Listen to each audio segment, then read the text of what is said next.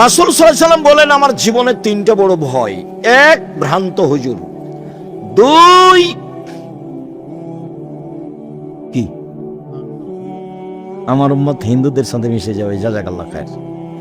তিন, সাতাবদ কাবাইলু মিনুমুতাল আওসান, আমার উম্মত মূর্তি পূজা করবে। প্রায়ের বাড়িতে ছবি আছে, তার বাপের আছে, তার মায়ের আছে, নেতা নেত্রীর আছে, তারপর পুতুল আছে। যাদের বাড়িতে পুতুল আছে, কাঁকড়া আছে, সব মুনাফেকেরা। মুনাফেক মুনাফেক বক্তব্য শুনে বক্তব্যের সাথে মুনাফেকি করে। ছবি কেন তোমার বাড়িতে? আমি তো বহুদিন বলেছি, যে বাপ মারা গেছে, পাসপোর্ট সাইজের ছবিটা ছিঁড়ে ফেলে বাপের কবরের পাশে গিয়ে হাত তুলে দোয়া করতে। আপনার বাড়িতে আপনার ছবি, আপনার মায়ের ছবি, আপনার বাপের ছবি, আরো লোকের ছবি কেন?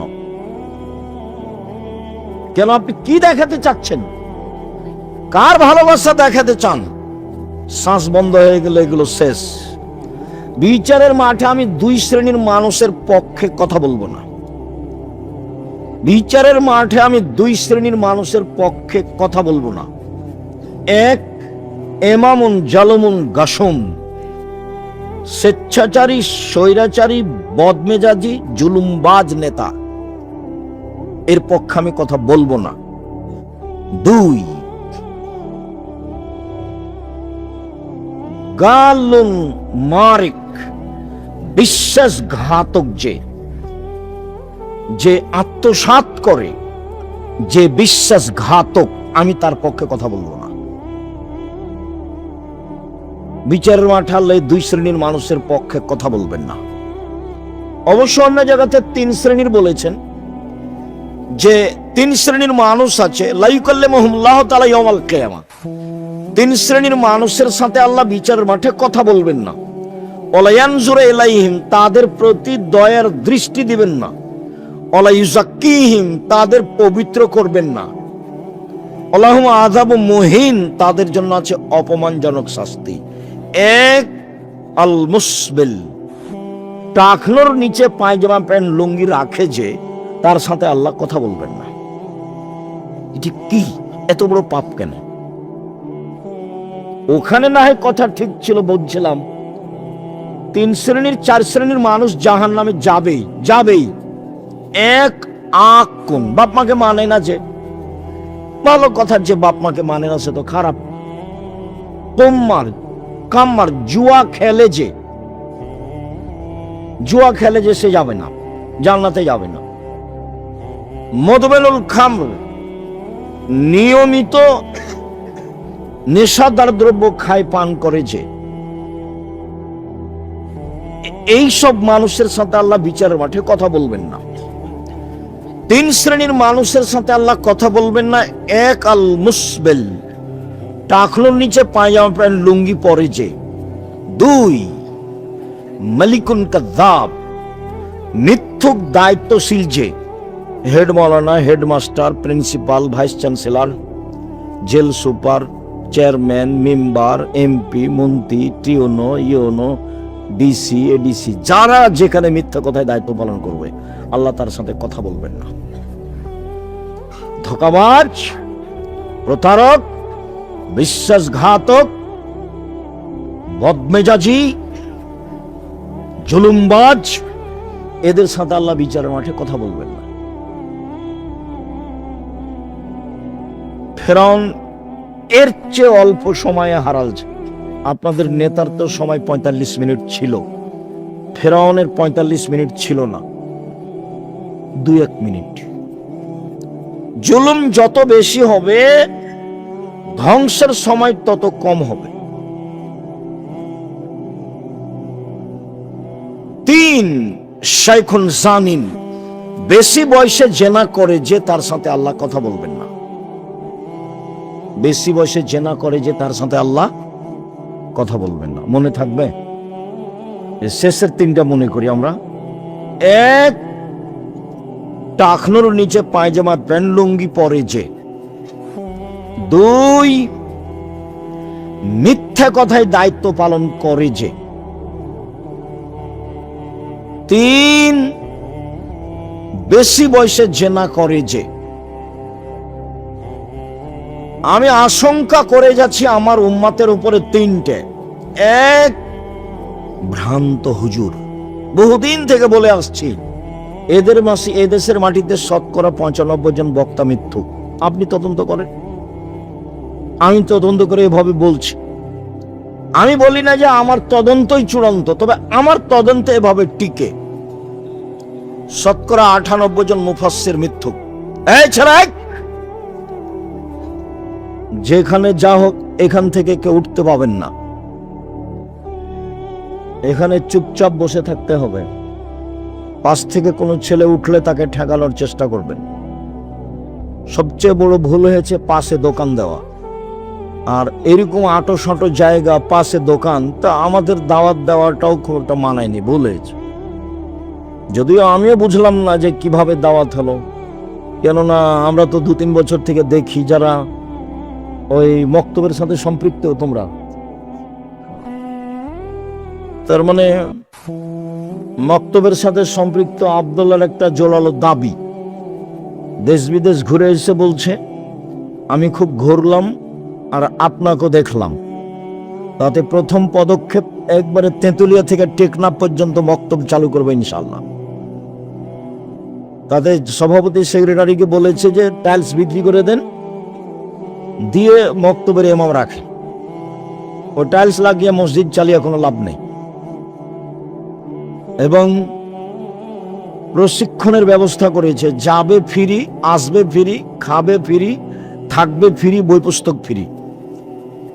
এখন পর্যন্ত প্রায় 600-এর ঊর্ধ্বে মক্তব চলে, প্রায় 650 মতো। তো সেই সুবাদে আমি তার এই পদক্ষেপকে পছন্দ করেছি। ঠিক আছে আব্বু, তোমরা যেখানে মক্তব চালু আছে, হবে, করবে, তোমাদের সাথে সম্পৃক্ত মক্তব নিয়ে প্রশিক্ষণ নেয়, সেখানেই প্রোগ্রাম করো, সেটাই ভালো। একদিনের ভালোবাসা নয়, একাধিক দিনের ভালোবাসা হোক। 2, সাতালতাহিকু কাবাইলু মিন উম্মতি বিল মুশরিকিন, আমার উম্মত হিন্দুদের সাথে মিশে যাবে, এটা আমার ভয়। 1 নম্বর ভয় হলো ভ্রান্ত হুজুর। আর 2 নম্বর ভয় কি? আমার উম্মত, আল্লাহ নবী বলছেন, কাদের সাথে মিশে যাবে? হিন্দুদের সাথে মিশে যাবে। হিন্দুদের সাথে মিশে যাওয়ার 1 নম্বর দিক হলো বাজনা, গান বাজনা, বাদ্যযন্ত্র। গান বাজনা বাদ্যযন্ত্র হারাম। আল্লাহ রাসূল শুনে 2 কানে আঙ্গুল ঢোকালেন, ঢোকে রাস্তা ছেড়ে দূরে চলে গেলেন, দিয়ে বলছেন, আব্দুল্লাহ ইবনে উমার, হাল তাসমাউ শায়ান, তুমি কি এখন গান বাজনা বাদ্যযন্ত্রের শব্দ শুনতে পাচ্ছ? কালা লা, জি না, শুনতে পাচ্ছি না। ফারাফা ইসবাইহি বিনুজনাইহি, তখন তিনি আঙ্গুল 2টি কান থেকে সরালেন। গান বাজনা হারাম। রাসূল সাল্লাল্লাহু আলাইহি ওয়াসাল্লাম বলেছেন যে লা তাবুল কায়নাত, যেসব মেয়েরা গান বাজনা করে ওদের বিক্রয় করো না। ওলা তাশতারুহুন্না, ওদের ক্রয় করো না। ওলা তুআল্লিমাহুন্না, ওদের গান বাজনা শিখিয়ে দিও না। অসামানাহুন্না হারাম, ওদের উপার্জিত পয়সা হারাম। আমার উম্মতে যেগুলো প্রকাশ পাবে ভয়াবহ হিসাবে যারা জাহান্নামে যাবে, 1, আমার উম্মত হালাল মনে করবে বাদ্যযন্ত্রকে। 2, রেশমি কাপড়কে। 3, গান বাজনাকে। 4, জেনাকে। আমার উম্মত জেনাকে হালাল মনে করবে, গান বাজনা বাদ্যযন্ত্রকে হালাল মনে করবে। উপদেশ বইয়ে একটা আলোচনা আছে গান বাজনা, এখন পড়েন কি না, পড়েনি বা কেন বা পড়েন না। এইভাবে অলসতা করে জীবন কাটিয়ে কি হবে? যেভাবে জীবন কাটাচ্ছেন দিয়ে কি হবে? এটা তো পশু প্রাণীর মতো জীবন। খেলেন, পায়খানা করলেন, বদনাম করলেন, জীবন শেষ। এটাতে কি হলো? আমি আপনাকে উপার্জনের পথ বলেছি। উপার্জনের 1 নম্বর পথ দিন মজুরি। সন্ধ্যায় টাকা শেষ, ঝামেলা শেষ, মরবে জান্নাত, 5 ওয়াক্ত সালাত। 2, চাকরি, 25 দিনে বেতন শেষ হয়, 5 দিন ধার কর্জে চলে। 3, জমি চাষ, সমান সমান বা লস। 4 ব্যবসা। তখন আল্লাহ রাসূল বললেন, সত্যবাদী বিশ্বস্ত ব্যবসায়ী যারা, তারা নবীর সাথে জান্নাতে থাকবে। এখানে একটা কথা বলি, একাধিক দিন শুনেছেন আমার মুখে, বললে হয়তোবা মনে পড়বে। একজন সাহাবী রাসূলের কাছে অজুর পানি নিয়ে গেছে, রাতে রাসূলের সাথে আছে আর মেয়ে সব। তো নিয়ে যেতেই রাসূল খুশি হয়ে বলছেন, সালমা শেতা, তোমার যা ইচ্ছা তাই চাও, আমি খুশি হয়েছি। বাহ, তুমি আমার জন্য অজুর পানি নিয়ে এসেছো, মেশাক নিয়ে এসেছো, তোমার চালচলন তো ভালো, চাও, কি চাও চাও। তখন সাহাবী বলছেন, আসআলুকা মুরাফাকাতাকা ফিল জান্নাত, আপনার সাথে জান্নাতে থাকতে চাই। কথা মনে থাকবে না মনে হয়? আল্লাহ রাসূল ওর উপরে খুশি হলেন কেন? অজুর পানি আর মেশাক দিয়েছে সেই জন্য। বুদ্ধিমান ছেলে। এই জন্য যারা অধীনস্থ কাজ করে তাদের খুব হুঁশিয়ার এবং সতর্ক হতে হয়। আহমদ, জি ঠিক আছে। আহমদ নেই, আহমদ নেই, আহমদ নেই। 5 মিনিট পরে, আপনি আমাকে ডাকছিলেন, তোকে দিয়ে কাজ হবে না রে, তুই কাল চলে যা। স্বাভাবিক এটা। আল্লাহ রাসূল খুশি হয়েছেন সাল্লাল্লাহু আলাইহি সাল্লাম। চাও কি চাও? তো আপনার সাথে জান্নাতে থাকতে চাই। তো আল্লাহ রাসূল বলছেন, আওয়া গায়রা জালিক, না না না না, এটা নয়, অন্য কিছু চাও, অন্য কিছু চাও। তখন সাহাবী বলছেন, হোয়া জাকা, ওটাই চাই, আপনার সাথে থাকতে চাই। তখন আল্লাহ রাসূল সরাসরি বললেন, আচ্ছা ঠিক আছে। এই কথা বললেন না, তিনি বললেন, আইন্নি আলা নাফসিক বিকাসরাতিস সুজুদ, তুমি বেশি বেশি তাহাজ্জুদ পড়ে আমাকে সহযোগিতা করো। আমি এমনি কোনো মানুষকে জান্নাতে নিয়ে সাথে থাকতে পারবে না। আবার এখন বলছেন যে সত্যবাদী ব্যবসায়ীরা কার সাথে থাকবে? নবীর সাথে থাকবেন। তাহলে এইটা কেমন কাজ? অনেক ভালো কাজ। ধোঁকাবাজি করে না যারা, ফাঁকি দেয় না যারা, জুয়াচুরি করে না যারা, আত্মসাৎ করে না যারা, অল্প লাভে ব্যবসা বাণিজ্য করে যারা, মিথ্যা কথা বলে জিনিস বিক্রি করে না যারা, এরা ব্যবসা করে চকলেটের ব্যবসা হলো, এ কার সাথে থাকবে? নবীর সাথে থাকবে। তখন তিনি বলছেন, আত্তাজির আস-সাদিক আল আমিন, 1 ব্যবসায়ী, 2 সত্যবাদী, 3 বিশ্বস্ত, আস্থাভাজন। 4-5 দিন গোস্ত বাজারে কিনতে গিয়ে বুঝতে পেরেছেন যে ওই লোকটার গোস্ত কমে না, আর আরো বাকি 2 জন বাড়ি গিয়ে মাপেন, কমে যায়। কিছুদিন পরে কার কাছে গোস্ত নেবেন? যার কমে না। আর এ মনে করছে যাগ্গে সারাদিনে 2 জনের কাছে বিক্রি করতে পারলে হলো। কয়েকদিনে দেখবেন যে আর দোকানটাও নাই, উঠে গেছে। এই কথাটা বুঝাতে গিয়ে আমি বলি, 2-1 দিন বলেছি যে ঢাকা বাইতুল মুকাররমের যে মসজিদে জুমার দিন একজন বলে পাঞ্জাবি, আরেকজন বলে 3000। মানে এই পাঞ্জাবির দাম কত? 3000। সারা খুব বিক্রি করেছে। এখন সন্ধ্যায় বলছে যে আজকে খুব লাভ হয়েছে। আরে ওই দাম, তোর দাম তো 300 টাকা, ওকে কততে বিক্রি করেছে? 3000। আপনি বিশ্বাস করেন 3 মাস পরে গিয়ে দেখবেন যে লোকটাও নাই, দোকানটাও নাই। আল্লাহ রাসূল বলছেন, মহিক্ক বারাকাতাহু, তার বরকত মিটে যাবে। ও ধোঁকাবাজ ব্যবসায়ী, ও আত্মসাৎকারী ব্যবসায়ী, ও গাদ্দার ব্যবসায়ী, ও জুলুমবাজ ব্যবসায়ী, ওর ব্যবসা হারিয়ে যাবে। দোকানপাট 2 বছর 4 বছর পরে সবকিছু যাবে, টাকা মায়েরা মরে কি করে সব ধ্বংস হয়ে যাবে। ব্যবসায়ী 1 সত্যবাদী, 2 বিশ্বস্ত। এই ব্যবসায়ী কার সাথে থাকবে? নবীর সাথে থাকবে। এ কথা আল্লাহ রাসূল বলেছেন।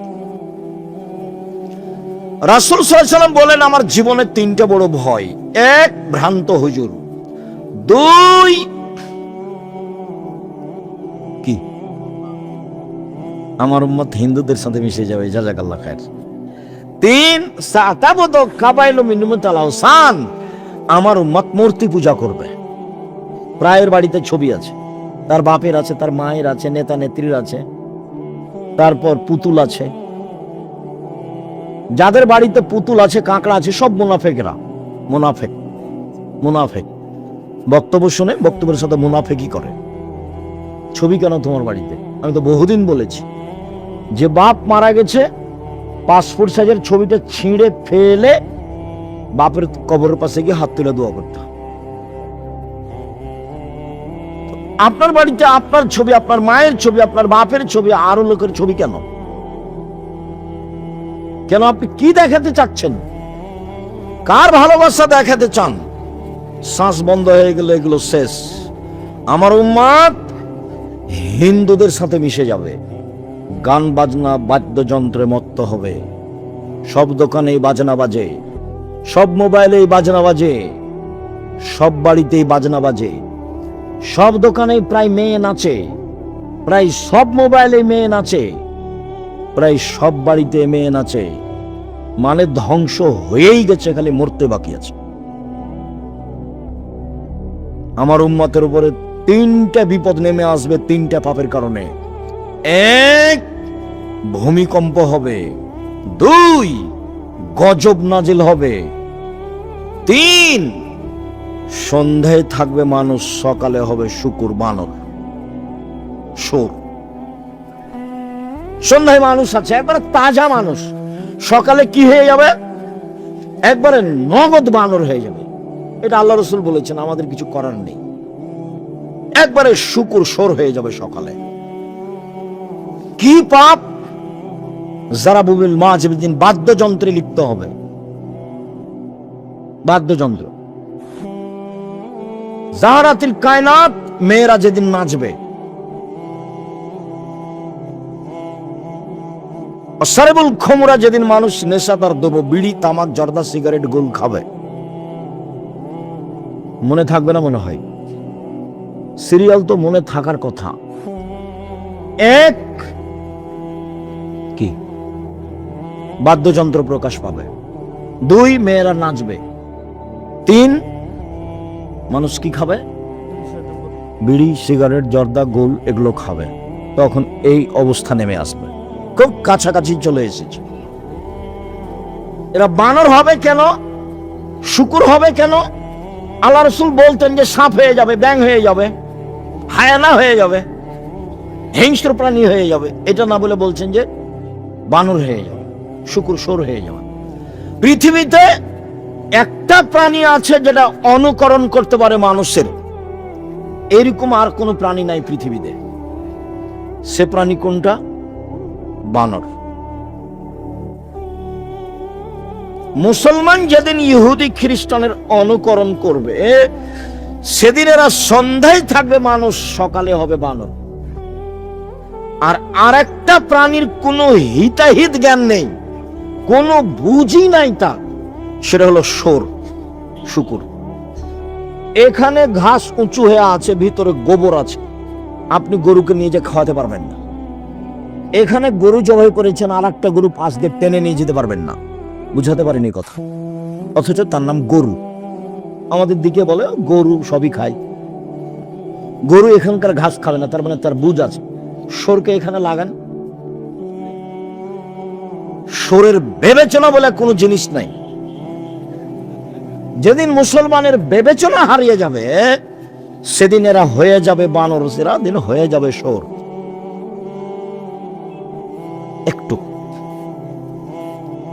রাসূল সাল্লাল্লাহু আলাইহি ওয়াসাল্লাম বলছেন, পৃথিবীর মানুষ শুনে রেখো, আমার উম্মত ইহুদি খ্রিস্টানের সাথে মিশে যাবে। ডান পায়ের জুতা যেমন বাম পায়ের সমান, আমার উম্মত ইহুদি খ্রিস্টানদের সাথে মিশে যাবে। ডান হাতের বিঘত যেমন বাম হাতের সমান,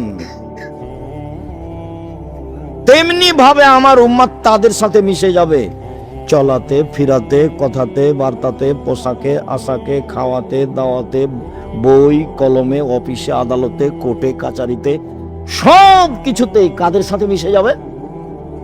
ইহুদি খ্রিস্টানদের সাথে। এবার নিচে নামতে লাগলেন। নিচে নামতে নামতে বলছেন যে ইহুদি খ্রিস্টান যদি মায়ের সাথে জেনা করে থাকে, তো আমার উম্মত মায়ের সাথে জেনা করবে। এটা রাসূলের মুখের ভাষা। দেখতে পাচ্ছেন না, ইহুদি খ্রিস্টানদের সবকিছু ওরা ভালোবাসে।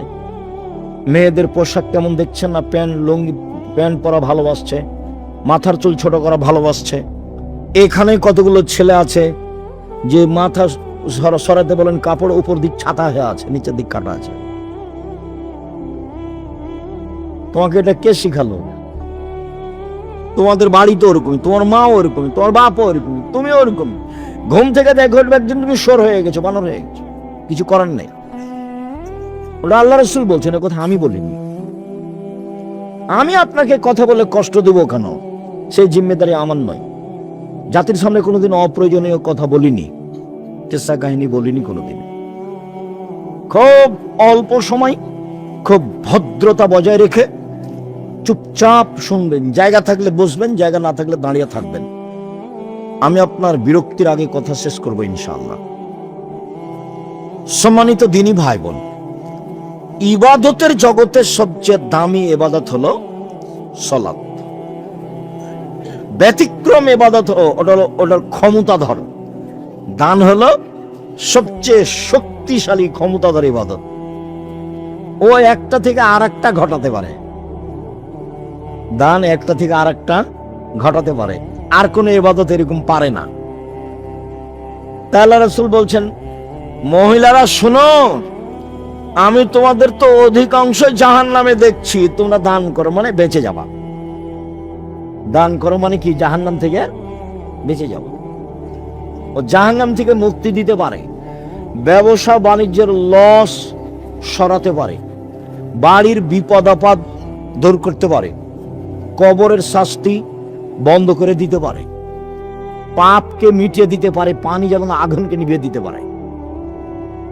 আল্লাহ খুব ক্ষিপ্ত, কিছু দান করে দিবেন, ঠান্ডা হয়ে গেছে। ও খুব ক্ষমতাধর ইবাদত। আর ইবাদতের জগতে ব্যতিক্রম ইবাদত হলো সালাত।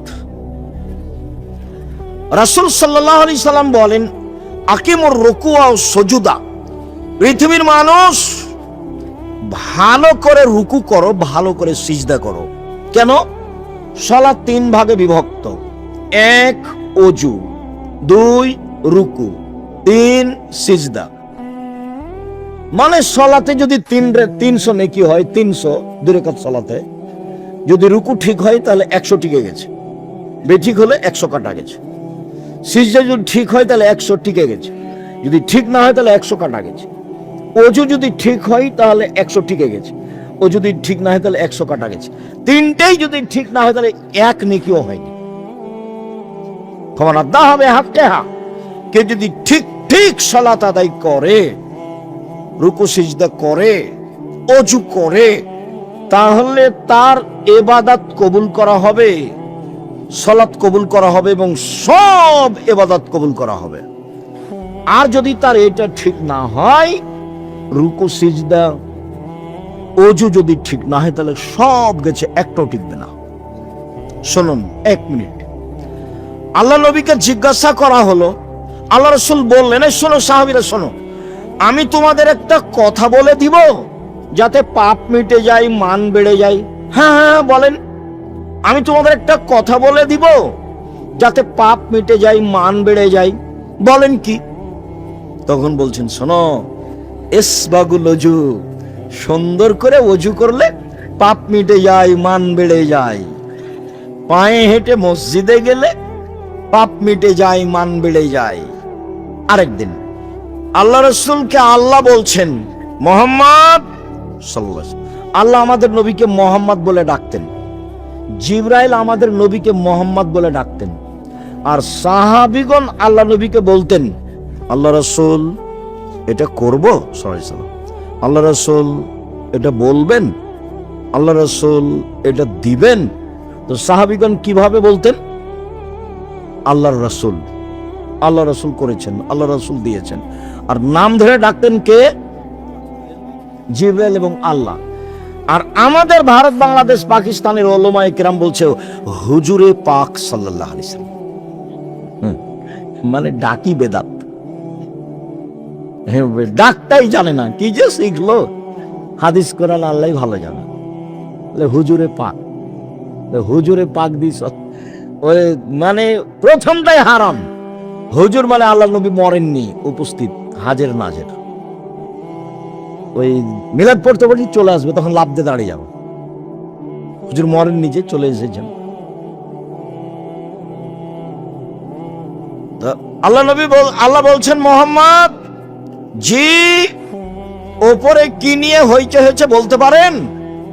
জি হ্যাঁ পারি। কি? মানুষের পাপ মিটে যাবে কিসে, সেটা নিয়ে কথা হচ্ছে। কিসে পাপ মিটবে? এক, সুন্দর করে ওযু করলে। দুই, পায়ে হেঁটে মসজিদে গেলে। তিন, নামাজের পরে জিকির আজকার করলে। দেখবেন আপনাদের মসজিদে জুমার দিন খালি সালাম ফিরার পরে লাফ দিয়ে দাঁড়িয়েছে। আপনি যদি উমারের নিয়ম পালন করেন তো সমস্যা নেই। উমারের নিয়ম মানে যেমন দাঁড়ালছে করে ঘর ধরে বসিয়ে দেবে, এটা হলো উমর রাদিয়াল্লাহু তাআলার নিয়ম। ঘাট ধরে কি করতে হবে? বসিয়ে দিতে হবে। মসজিদ কিন্তু তোমার বাবার সম্পত্তি। তুমি মসজিদে এসেছো, মসজিদের নিয়ম নিয়ে চলতে হবে। তুমি মসজিদ যার, তার কাছে অনুমোদিত, এমনি বসা যায় না। আল্লাহ আপনার ঘরে বসবো কি, এভাবে কি কথা হবে? পদ্ধতি হলো 2 রাকাত সালাত পড়ো, তাহলে অনুমতি হয়ে গেছে। মসজিদে বসার অনুমতি কি? 2 রাকাত সালাত। মসজিদ যার, তার কাছে অনুমতি নিয়ে বসতে হবে। তা আমি কি এখন আল্লাহকে বলতে পারবো যে আল্লাহ আপনার ঘরে বসবো কি? উনি কি আমাকে বলবেন যে বসেন? তো মানুষের সাথে তো আল্লাহ কথা বলেন না। এখন কি করতে হবে? পদ্ধতি কি? 2 রাকাত সালাত, এটাই পদ্ধতি। এই পদ্ধতিতে আসতে হবে। তো সুন্দর করে ওযু, পায়ে হেঁটে মসজিদ আর সালাতের পরে বসে জিকির আজকার, এমনি তাৎক্ষণিক উঠা যাবে না। তারপর আল্লাহ রাসূল বলছেন, মান ফাআলা যালিকা আসাবে খাইরিন মাতাবে খাইরিন। এইভাবে ওযু করলো যে, পায়ে হেঁটে মসজিদে গেল যে, কিছুক্ষণ বসে জিকির আজকার করলো যে, তার মরে যাওয়া ভালো, তার বেঁচে থাকা ভালো। তার মরে যাওয়া ভালো, তার বেঁচে থাকা ভালো। ওয়া কানা মিন খাতিয়াতিহি কারাজুলিন ওয়ালাদাতহু উম্মুহু। তারপর লোকটা হয়ে গেল সেই দিনের মতো যেদিন তার মাতাকে জন্ম দিয়েছে, নিষ্পাপ। কেউ যদি হজ করে আর হজ যদি কবুল হয়, তাহলে কি হয়ে যায়? সেদিনের মতো হয়ে যায়। তাতে 10 লক্ষ টাকা খরচ আছে, রিক্স আছে, টানা হেঁচড়া আছে। তারপর মুআল্লিম ফাঁকি দেয়। মুআল্লিম বলছে ভুল টুল হয়ে গেছে, আপনি 1000 রিয়াল দেন, মিটে যাক। 500 রিয়াল দেন, আরো কত কি, তার কোনো হিসাব নাই। কত জিদ্দার, কত ঢাকার, কত কি যে করলো হুজুর। খালি বললো যে এ আর সেই, আমরা করতে থাকলাম। তারপরে যদি কবুল হয়, তাহলে সেদিনের মতো যেদিন মা জন্ম দিয়েছে। এবার দেখেন, মা জন্ম দিয়েছে যেদিন, সেদিনের মতো হওয়ার সহজ পথ। 1, সুন্দর করে ওযু। 2, পায়ে হেঁটে মসজিদ। 3, সালাতের বসে একটু পরে একটু জিকির। মনে থাকবে না? মনে হয় তো। রাসূল সাল্লাল্লাহু আলাইহি সাল্লাম বললেন, পৃথিবীর মানুষ, সুন্দর করে রুকু করো, সিজদা করো, আমি তোমাদেরকে পিছন থেকে দেখতে পাই। এটা হলো মজা। এখানে পিছনে চোখ নাই। নবীর পিছন দিকে চোখ ছিল না, কিন্তু দেখতে পেতেন। এটা কি? মজাজা, অলৌকিক ক্ষমতা। অলৌকিক ক্ষমতা বুঝেন? আর একটু বুঝিয়ে বলি। মুসা আলাইহিস সালামের সাথে জাদুর পাল্লা হলো কার? ফেরাউনের। তো 100,000 জাদুকর নিয়ে এসে বললো যে কি করতে হবে? সাপ ছেড়ে দাও। রসিয়া লাঠি সাপ হয়ে গেল, বিশাল বিশাল সাপ মুসার দিকে ধাওয়া করে আসছে। তা আল্লাহ বলছেন যে তুমি দেরি করছো কেন, তোমার লাঠিটা ছেড়ে দাও। তো লাঠিটা যেমন ছেড়েছে, তেমন মাঠে যা সাপ ছিল একবারই ধরে নিয়েছে। এই তো বুঝতে ভুল হচ্ছে ফেরাউনের। মাঠে কেন, সারা পৃথিবী জুড়ে যদি সাপ করে দেওয়া হতো, আর এই লাঠিটা ছেড়ে দেওয়ার পরে পৃথিবী যদি একটা সাপ থেকে যেত, তাহলে আল্লাহর শক্তি দুর্বল প্রমাণ হতো। এই মাঠ কেন, সারা পৃথিবী জুড়ে যদি সাপ পূর্ণ করা হতো, তারপরে লাঠিটা ছেড়ে দেওয়ার পরে যদি একটা সাপ থেকে যেত, তাহলে কার শক্তি দুর্বল হতো? আল্লাহর। এলো অলৌকিক ক্ষমতা। তেল নাই, ইঞ্জিন নাই, চেয়ারে বসে বলছেন সুলাইমান আলাইহিস সালাম, চলো। কোথায় যেতে হবে? ইরাক। উঠতে উঠতে সকালে চলে গেছে ইরাক। এর নাম হলো মুআজিজা, অলৌকিক ক্ষমতা। তো পিছন দিক থেকে দেখতে পাচ্ছেন, এটা কি? অলৌকিক।